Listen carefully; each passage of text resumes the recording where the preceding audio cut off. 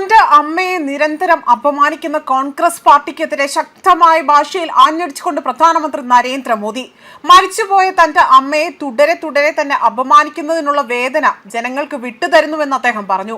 ജനമാണ് എന്റെ ദൈവം, എന്റെ യജമാനന്മാർ അവരാണ്. അപമാനങ്ങളുടെ വിഷം കഴിക്കുന്ന ശിവഭക്തനാണ് ഞാനെന്നും അദ്ദേഹം പറഞ്ഞു. തന്റെ റിമോട്ട് കൺട്രോൾ 140 കോടി ജനമെന്ന് നരേന്ദ്രമോദി അടിവരയിട്ട് ഉറപ്പിച്ചു പറയുകയും ചെയ്തു. തനിക്ക് വേറെ റിമോട്ട് കൺട്രോൾ ഇല്ല എന്നും അദ്ദേഹം പറഞ്ഞു. തനിക്കെതിരെ ചീറ്റുന്ന ഏത് വിഷവും ശിവനെ പോലെ തന്നെ വിഴുങ്ങാൻ എനിക്കറിയാം. എന്നാൽ ഭൂവൻ ഹസാരയെ പോലുള്ള മഹാന്മാരെ കോൺഗ്രസ് അപമാനിക്കുന്നത് സഹിക്കാനാവുന്നതല്ല. ഹസാരയ്ക്ക് ഭാരത് രത്നം നൽകിയപ്പോൾ തന്നെ പാട്ടും നൃത്തവും നടത്തുന്നവർക്കാണ് ഭാരത് രത്ന നൽകുന്നതെന്ന് മല്ലികാർജുൻ ഖാർഗെ പരിഹസിച്ചെന്ന് ചൂണ്ടിക്കാട്ടിയ അദ്ദേഹമാകട്ടെ കടുത്ത വിമർശനമാണ് കോൺഗ്രസിനെതിരെ അഴിച്ചുവിട്ടത്. ആസാമിലെ ധിരങ്കയിലെ റാലിയിലാണ് അദ്ദേഹം പ്രതികരണം നൽകിയിരിക്കുന്നത്. ഓപ്പറേഷൻ സിന്ദൂറിന്റെ സമയത്ത് കോൺഗ്രസ് ഇന്ത്യ വിരുദ്ധ ശക്തികൾക്കൊപ്പം തന്നെ നിന്നുവെന്നും അദ്ദേഹം പറഞ്ഞു.